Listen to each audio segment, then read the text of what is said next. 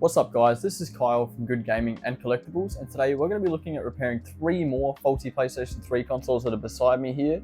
These are part of a lot of 17 faulty PlayStation consoles I picked up recently, and last video we had great success being able to bring back 3 consoles to saleable condition. Today, I'm not sure that we're going to be so lucky. The first console we're going to be looking at today is a CECHJ with the infamous yellow light of death and a faulty power switch. I suspect the yellow light of death is going to be related to the neck tokens, and I'm fairly confident we'll be bringing this console back to life today.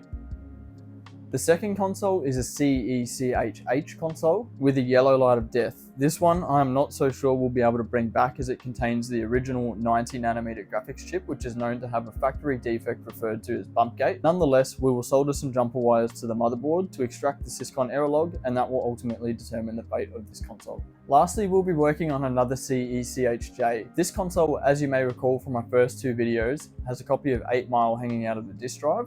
It also has a yellow light of death, and when we tested this console, the fans kicked into overdrive almost immediately. So there may be a couple of things to address with this last console. Stay tuned as we endeavour to find out whether it's repairable or not.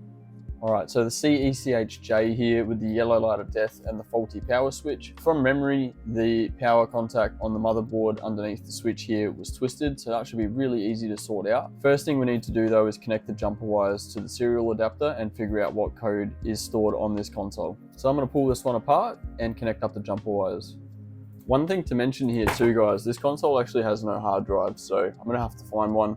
I've got some laying around, so that'll be an issue that we can sort out pretty easily.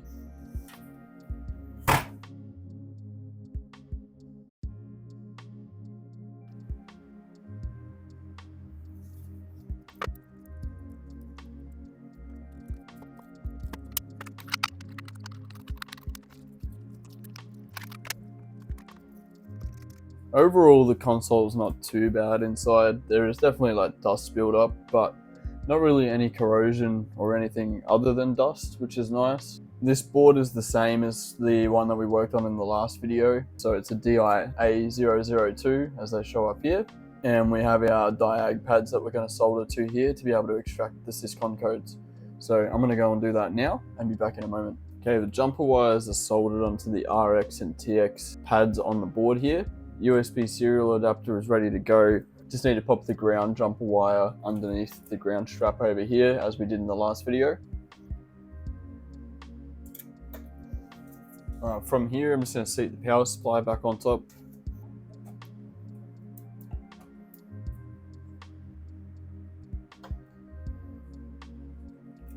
Then I'm going to connect the jumper wires up and jump into terminal and extract the Syscon codes. Alright, so we've got the serial adapter connected to the motherboard now, and we have authorization to access the Syscon log. So I'm just going to paste the code in here to get that now. And I'm just going to speed this up for you guys. Cool, so we can see that we have a number of 3003 and 1001 errors. The 1001 errors are related to the neck tokens. The 3003 errors, I believe, occur as a result of the 1001 error, and this is what we need to address in order to get rid of this error as well. I'm just going to double check that though.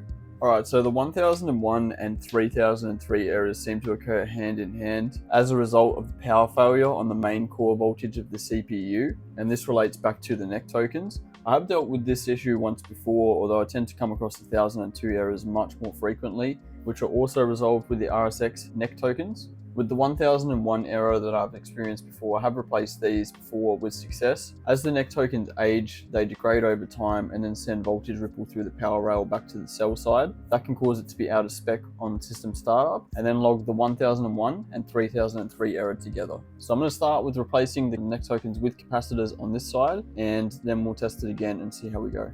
Okay, so the capacitor replacement is done here. That's covered with Capcom tape as well. So that side of things should be good to go. The capacitor replacement is quite similar to the last video where I've replaced the 2 1080 microfarad capacitors with 3 470 microfarad capacitors per neck token. So there's 6 capacitors on here in total, and I've kept the ones on the back of the board here to complete the circuit, just as we did in the previous video. If you want a little bit more detail, check out my previous video. It's not a full-on tutorial, there's plenty of those out here on YouTube, but it's just to show what I've done to get this console working. because the board's out and we're at this stage here, we're going to clean up the thermal paste on here and on the heat sinks and replace that and make sure that's all good to go. I've blown some dust out of here already. There was the very typical dust buildup around these capacitors and stuff here, and just not around the thermal pads as well. So yeah, I'm just going to clean these up a little bit, remove the thermal paste and replace that, replace the battery, clean out the bottom cover a little bit as well and get to the fan assembly because that's quite dirty, and then we'll reassemble it and give it a test and hope for the best.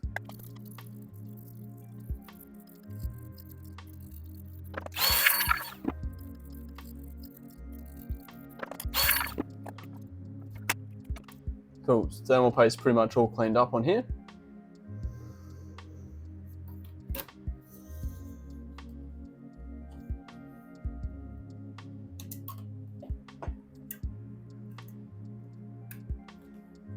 New battery is in place. So that's the motherboard side of things ready to go. So the next step is to get the bottom case and fan and to give all of that a bit of a clean.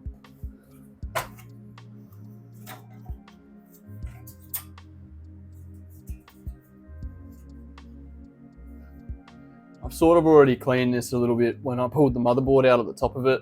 I had the brush and the air gun in my hand, so I've done that, but you can still see lots of build up around the place. The fan assembly itself is definitely full of dust and there's lots of dust caked up around the outside of it. And the thermal paste is looking nice and grotty, so we're going to give that a clean up now.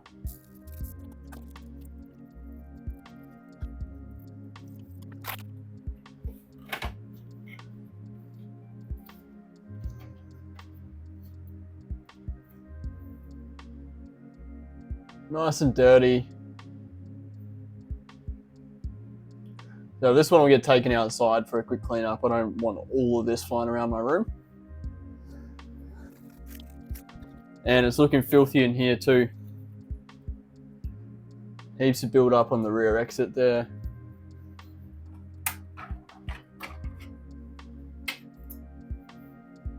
This piece is never usually too bad, but could do with a quick brush. And the heat sinks, it's pretty typical for them to build up quite a bit of dust around the fins and stuff like that too, so it definitely won't hurt to clean all of this out. This piece is not so bad. And the bottom part is filth. So I'll be back, I'm going to clean all this stuff outside. Alright, so things are looking a lot better now. Just like the last video, we're not chasing perfection, just trying to remove the bulk of the dust so that the air's got a way to move freely and inevitably make the console run cooler. Fans come up a lot nicer. Heat sinks are pretty well free of dust now, they just need to be cleaned on the top.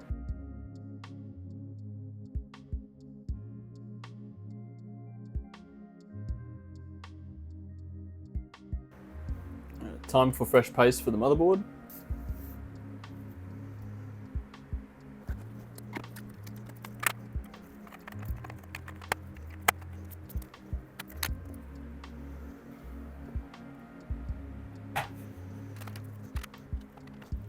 Just straightening up the power and eject buttons here.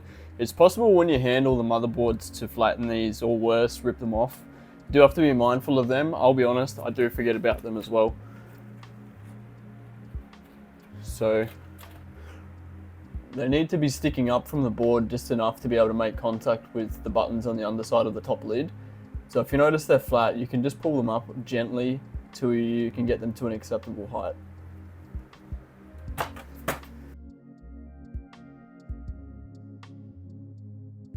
Okay, next up, I'm going to find a hard drive to pop in here before I put the cover back on that.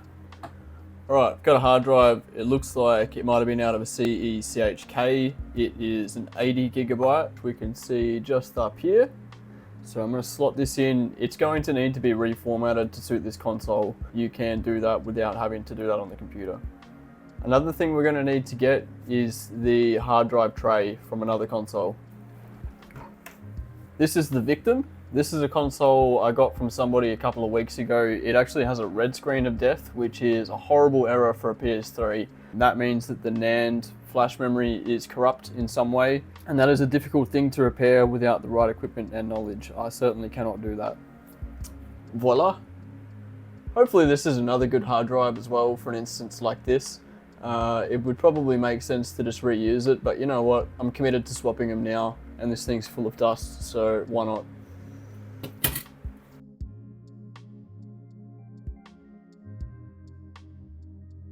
To my mate Ben, if you're watching this, you suggested that I buy a remagnetizer for my tip. I have done that. I only just remembered I bought it. That wasn't a very good example, but this should make my life a lot easier. Thank you, mate. All right, with that done, we're gonna pop it into the console. Beautiful.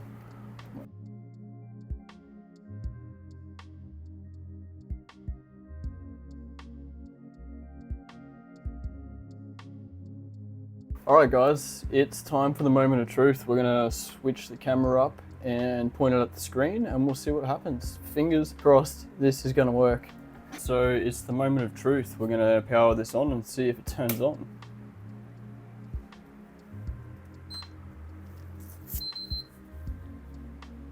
Instantly off. Interesting, interesting. Okay.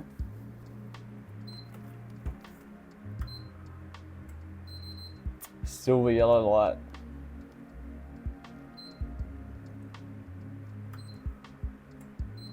Damn, okay, so we haven't resolved it. Now I'm gonna have to bring up the error log again and see what's happening. Alright guys, just quickly, I thought about it some more, and rather than get the other error codes, or the same error codes potentially, seeing as it was a cell power failure, I've decided to go ahead and replace the cell neck tokens as well. Now these are 1280 microfarad neck tokens, so I like to do 4 per neck token, 470 microfarad capacitors per token on this side, rather than the 6. So now at this point we've fitted 14 of these, replacing 4 neck tokens in total, and I'm going to pop it back together and we'll see what happens. Alright guys, moment of truth, it's back together now. Well, somewhat. We're not going to even put the top cover on this time because I'd love to just find out what's happening with it straight away. So red power indicator, let's see what happens.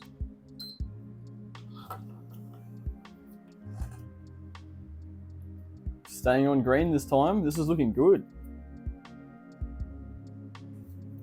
Come on, fingers crossed, let's do it.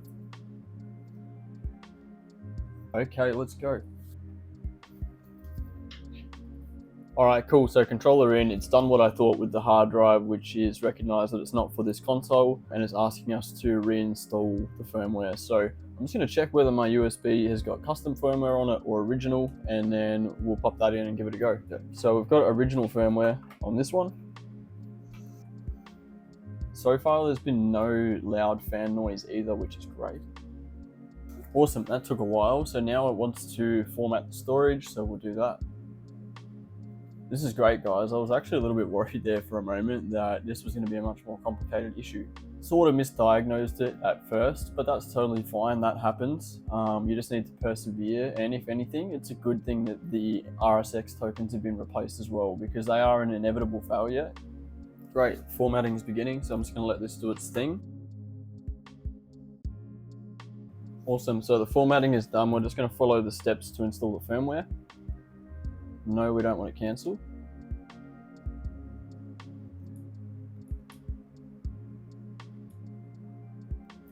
Alright, I'll let that do its thing.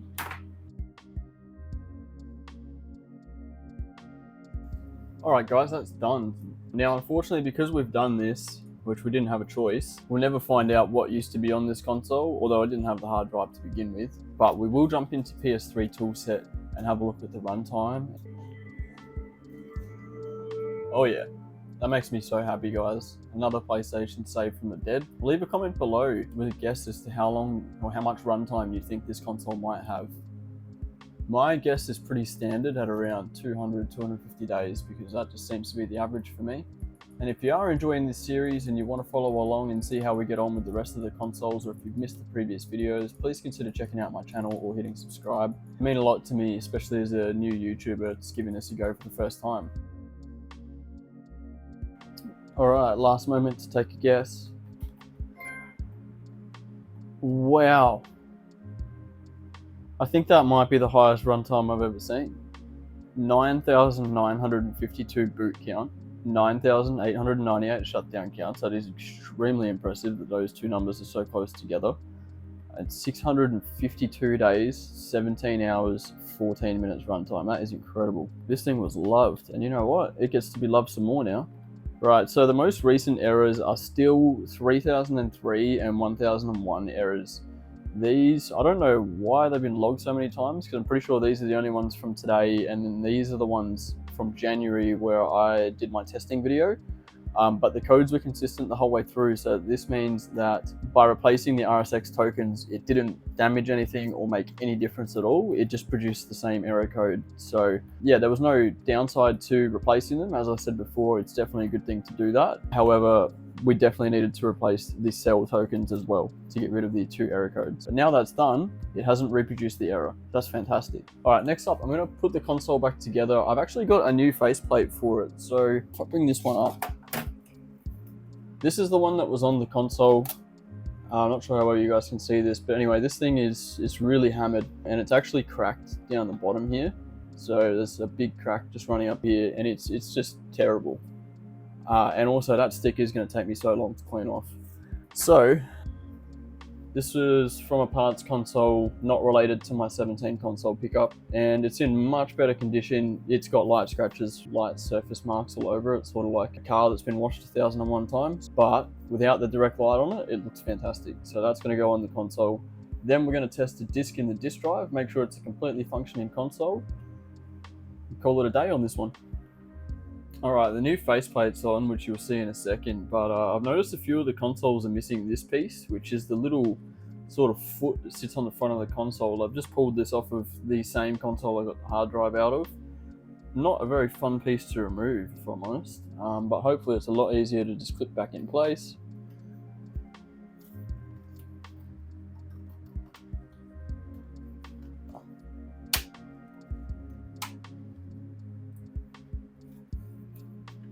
Nice. That just tidies that up so much more, so we don't have a whole bunch of holes here.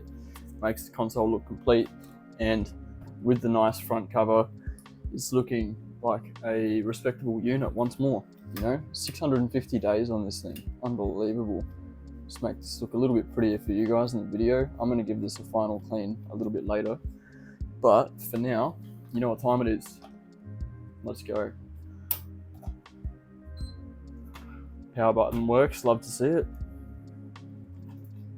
Let's just get this going in.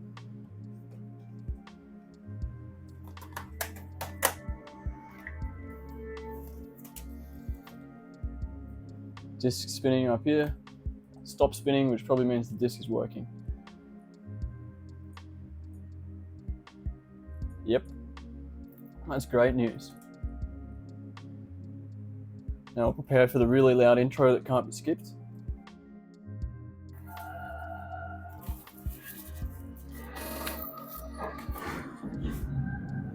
Fantastic.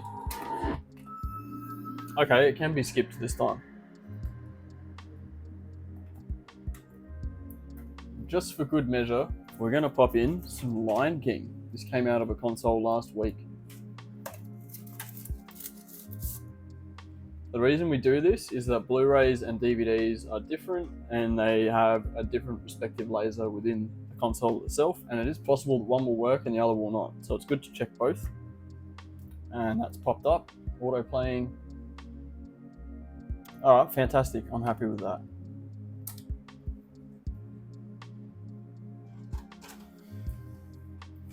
Actually, a little bit more than happy. I'm really chuffed with this console. It just looked so ratty before, and obviously it wasn't working, and someone's loved it a lot before, and it's going to continue to get loved, so that makes me happy. That is what the aim of the game is here. So I'm going to power this one down, we'll put it away. I will clean this up later and prepare it for sale so that I can report at the end of this series on how much we've made or lost.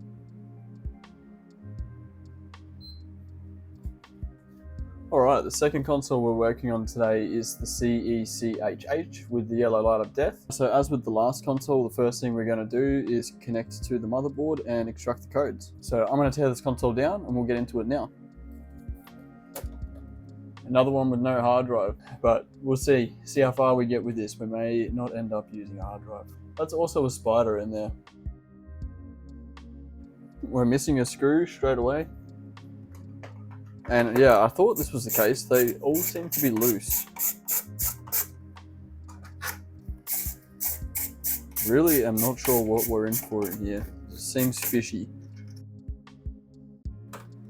There is no screw there. I couldn't see that from my side. And this one was loose. It's the correct screw though. Damn. It's surprisingly clean in here. Yeah, I've got a little bit more hope for this now.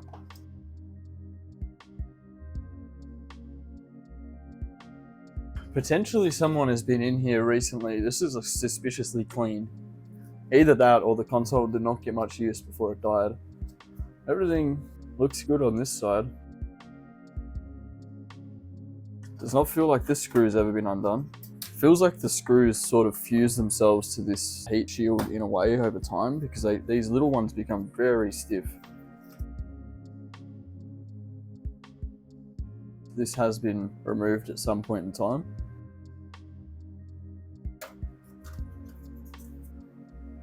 Tokens are still in place and nothing really looks troubled here or like it's been touched before, so let's see what happens. This is a DIA 001, so this is a slightly earlier revision of the board that we've been working on previously. I'm just going to double check which points we've got to solder to. On the 002, it was these two pads here. Might be different, it's definitely worth double checking.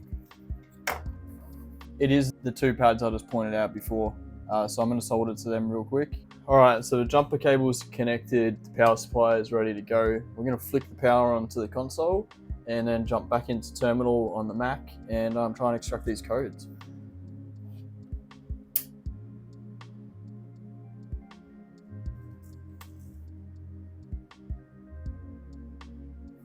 Fantastic, we've got authorization, so we're just going to paste the error log code in here.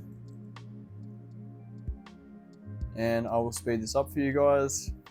3010 looks to be our error code though. So there's a few different codes here. We've got 3010, which is all of the most recent errors. And then we have 4432 and 3034 errors. These are all pointing towards RSX or cell CPU errors. The 4432, there's not much information about that one. 3034 on a 90 nanometer RSX console is pretty much guaranteed bump gate. So manufacturing defect there within the chip, which I'm not going to be able to repair because I don't have BGA repair equipment here. And then 3010, there's a few different things it could be. And there is something actually that I've researched. There's a capacitor on the back of the board that I want to check just in case. It can also be caused by a bad D-lid or a reflow of the chip in the past. And as this console's been open before and reflowing was kind of a common practice a few years ago before there was more knowledge about these consoles, it's possible that's happened. So I am just going to pop the motherboard out just to have a look underneath and see if anything's obvious under there and test that one point. But yeah, it's not looking promising. The moment of truth.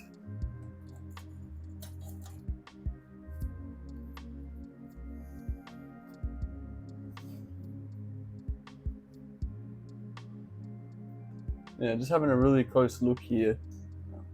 The thermal paste has been done recently, so someone's been in here trying to fix it. So I wonder if they've gone a little bit further with it. Yeah, I don't really see any evidence of a D-lid, I don't think. So I'm not going to say that they've damaged anything by doing that. I think the fault is somewhere else. Or yeah, potentially that manufacturing defect. Now, I've poked around and had a bit of a look, and I don't think I'm going to progress any further with this one. There's a PLL capacitor which I've measured over here. That's measured up fine. Apparently that can bring on the 3010 error, but given the combination of errors all pointing towards the cell or RSX, and being the 90 nanometer console, I don't think it's going to be worthwhile spending too much more time on this at the moment. Maybe in the future, when I've got a fair bit more time to really deep dive into this, I'll do it, but I know that it's more time effective for me to move on from it at this point and jump onto the next console. So we're going to do that. Alright, our last console for this video is the CECHJ as well. As I touched on at the start of the video, this one has 8 mil hanging out of it. I'm going to pull that out now so it doesn't get damaged in the process of pulling this apart. But the ultimate goal here is to get this console to read this disc. This one has yellow light of death and the fan was really loud when it first turned on. So same as the last consoles, we're going to extract the codes and see what we're working with here. Unlike the last one, this one has all of its screws.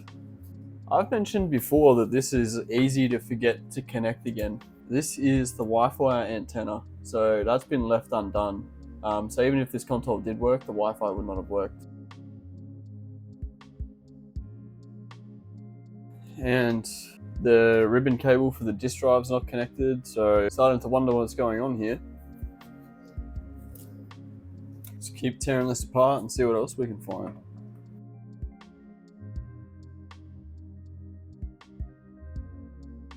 Alright, haven't found anything else fishy so far. I'm going to jump into the Syscon extraction now. Same as with the last console, everything is connected, power supplies in, jumper wire cables connected to the USB serial adapter. I'm going to feed it some power now and we'll run the Syscon program. Back in terminal here now, run the script and hope we get authorization. Alright, let's get the error log. So primarily we have a bunch of 2120 errors and 1002 errors. Now looking closer at these, they're occurring at the same time. So the 1002 error is like a voltage ripple failure along the power rail for the RSX side of things. And that's a typical NEC token symptom. And then the 2120 error is actually an HDMI IC error, but it's happening straight after the 1002 error, so the power rail failure. So something's wigging out. The 1002 errors occurred, and then all of the 2120 errors have occurred straight after that. Next up, we're going to replace the RSX NEC tokens, which are causing the 1002 error. Then we're going to open up the case, clean it out, replace the thermal paste because we know it had a bit of a fan issue before, it was quite loud. Going to give it its best shot at working, and if we've got another issue to deal with from there, we'll figure that out. And we still don't know why the disk was hanging out the drive. The drive may work, we'll find that out later. The capacitor replacement is done. We have another 6 tantalum capacitors replacing the RSX NEC tokens. Now we just need to prepare the board, so clean off the old thermal paste. This definitely looks like it's never been done before, and replace these thermal pads over here.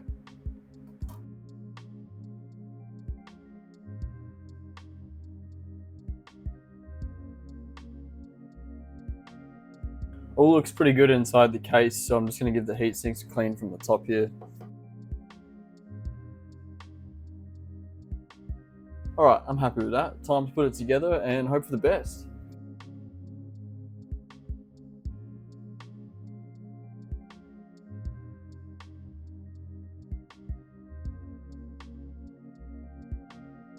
We're in a testable position now, so I'm going to plug it in and see what happens. Alright guys, the moment of truth. Let's see what happens.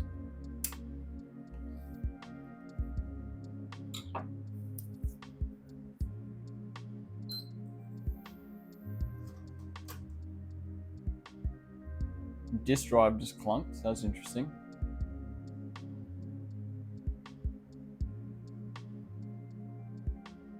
Fans haven't ramped up yet, but we've got no video yet. Oh, here we go. Alright, this is promising. System was not turned off properly the last time it was used. Funny that.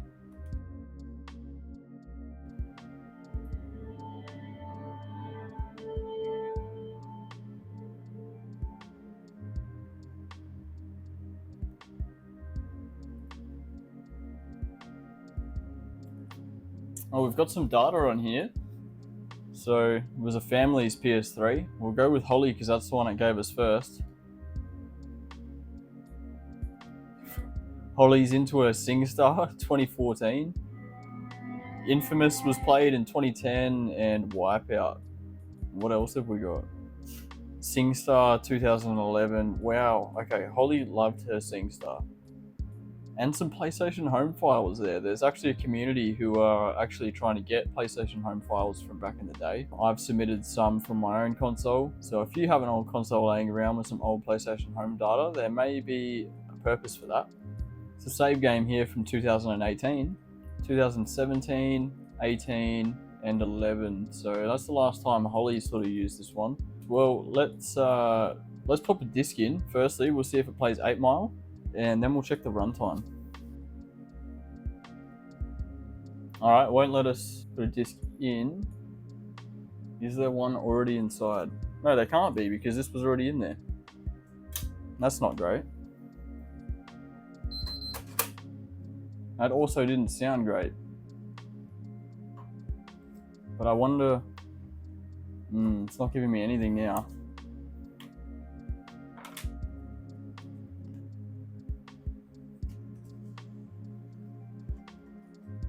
Did we just need to reset the drive?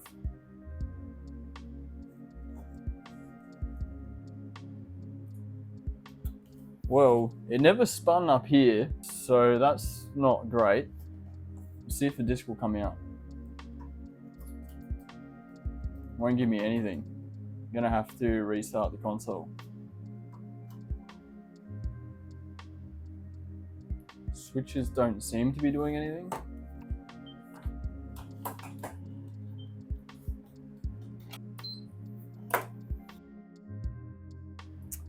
Not looking good, guys. The DVD hasn't popped up. Gives us the disc back though. I'm going to try and put World at War in there and see what happens.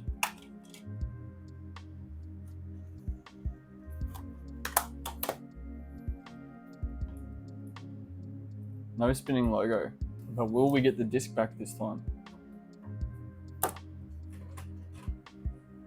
Alright, we do. So what I want to do now, and I mentioned this in the last video, is I'm just going to watch how the disc goes in. So I'm going to insert it like this, and if it comes out, well, it's going to spin it in a little bit anyway, so I'm just watching that. But if it comes out the same way that I've put it in, then it's not spinning at all, so there's a problem there with the laser. It's not telling the console to spin the disc. It came out a different way to what it went in. That's interesting. Yeah, I can feel it spinning.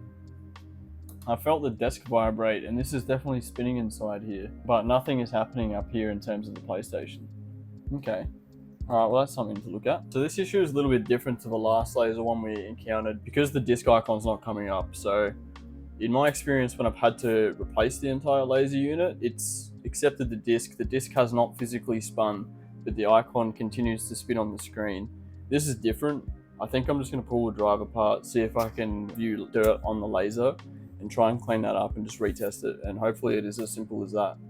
Right, before I pull the drive apart, I'm going to try and boot this into safe mode and restore the file system and see if that helps the console recognize the disk drive again. So to do that, we're going to hold the power button down until the console turns on and then off again. And then we're going to release and hold the power button again until it beeps a couple more times.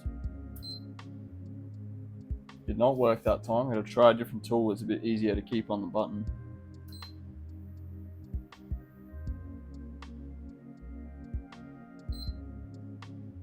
I'm waiting for one more beep here. Cool. And then we're going to hold it again.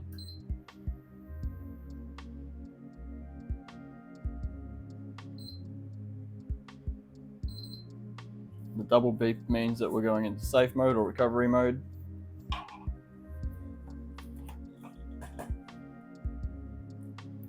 Firstly, I'm going to start with restore file system.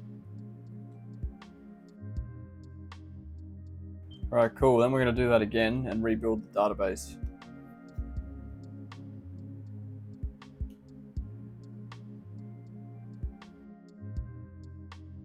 Are we going to have any luck? In you go.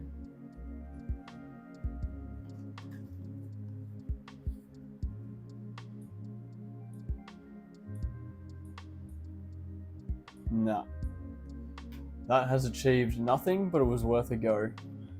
Alright guys, before I went as far as disassembling the disk drive, I just thought I would check the ribbon cable because I remembered there's a small part of me that doubted how the ribbon cable was sitting when I put it together. So I just quickly popped the power supply out, lifted this up. I've cleaned the ribbon cable and the connector on the motherboard with the cotton tip and alcohol, and I did find a tiny speck of, it almost looked like old thermal paste sitting in the ribbon cable connector. So I've cleaned that out, put this back together. One other thing I noted was on the bottom of the disk drive, there's physical damage. It's been dented in some way, so I'm not sure if that's caused some sort of issue, but the thing is that the disk spins up. When the laser is dirty, it will generally try to spin a couple of times and then it will stop. If the laser doesn't work, it won't spin at all. It's continually spinning, so it just seems weird to me. So we're going to give this a go now that I've cleaned the ribbon cable. So we're going to put Call of Duty in. I will mention too, I took a quick break. This console was running for about 45 minutes and hasn't developed any fan noise or excessive temperature, so that's good. So Call of Duty's going in. Here we go. So we'll see if it loads yet, but that's a good sign. All right.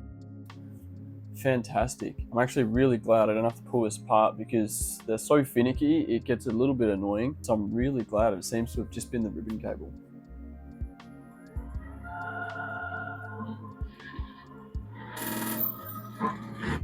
Try to stop that quickly because it's late here and my girlfriend is asleep, and that intro to that game is damn loud. All right, I'm so happy about that. Now, you know what's next? We need to see if this will work. So I'm gonna give that a quick clean. All right, the moment of truth for 8 Mile. And I wonder if that disc's been sitting in this console since 2017, 18, whatever that was.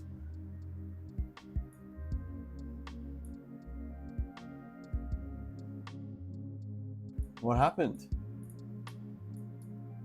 This was meant to be our redemption moment. I've just cleaned that disc as well. This console doesn't want me to win, guys.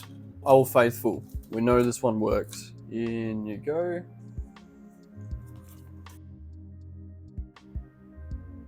All right. Well, that's disappointing. What's going on with this? It does have quite a few scratches on it, and it was sitting out of the console for a while, sort of hanging out. Lion King movie's working, that's great. As far as we're concerned with this console, the console's fixed. So 2 out of 3 consoles today are fixed. 5 out of 6 consoles that we've worked on are fixed or working. Don't know about 8 Mile though. I'm gonna give 8 Mile one more clean because I really want it to work. All right, 8 Mile's about as clean as I'm gonna be able to get it.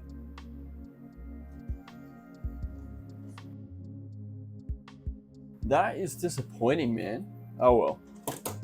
We got to take our wins here, and that is that the console itself is working. Alright guys, now that's done and we've tested the console, we'll quickly check its runtime just for fun, and then I'll work on putting it back together.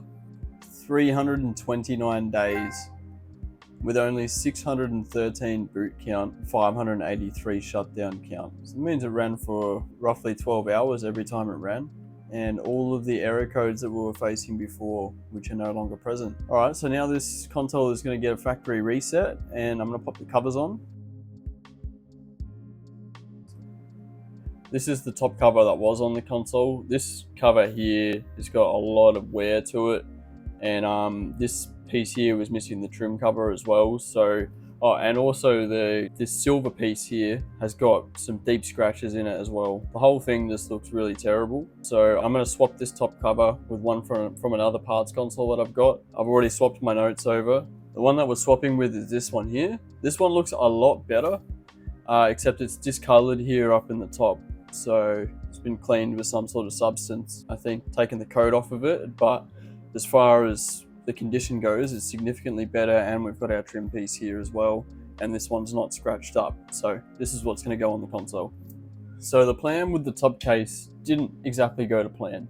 The console that I took the top cover off of has a different shaped power supply, and it was physically blocked down the bottom here. So instead, what I had to do was take this trim piece off of the other cover, as well as this one and the top cover, swap them all onto the original one from this console, and we've essentially achieved the same result. And the console looks great. It looks so much better than beforehand. Now it's just time for the final test. Now it's back together, just make sure that these buttons work, which that one does. That's working. We'll pop a disc in it again one more time and just make sure it's still happy, and then that is a wrap for this console.